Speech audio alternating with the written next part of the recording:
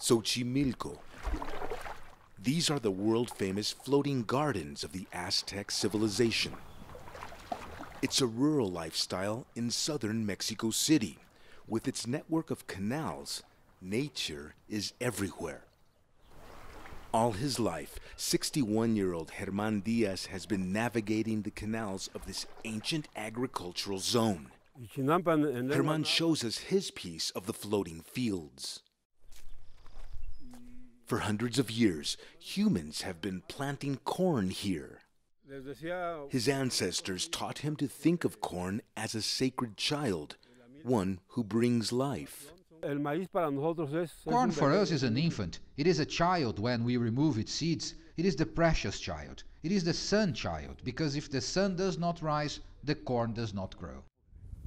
He says this dark, rich soil provides nutrients for the corn that grows here.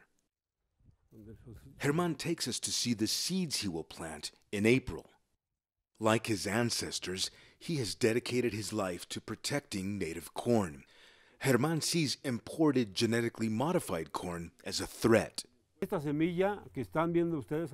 This seed that you see here, we have many ways to replicate it. Transgenic seeds would destroy this. If we try save our corn for pollination, transgenic seeds could begin to contaminate ours.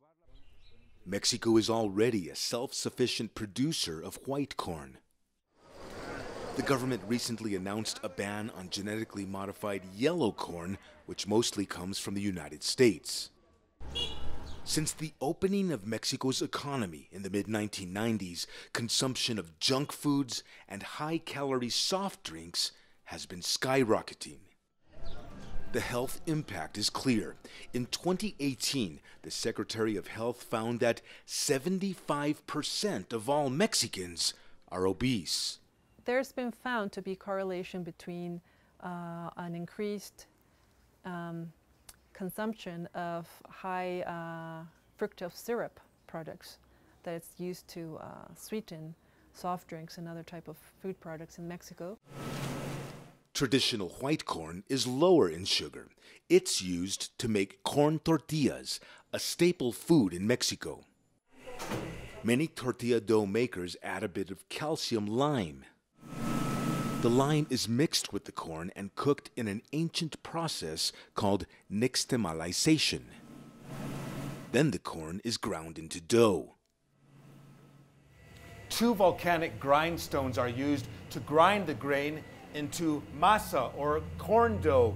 The heat and friction helps release the nutrients inside the grain.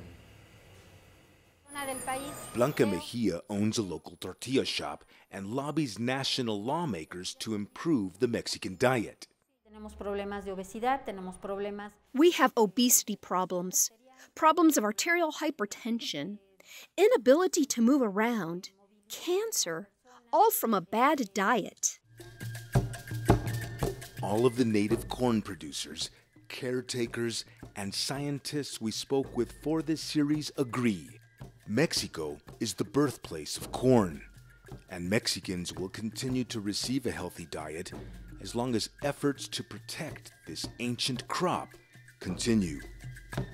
Franc Contreras, CGTN, Mexico.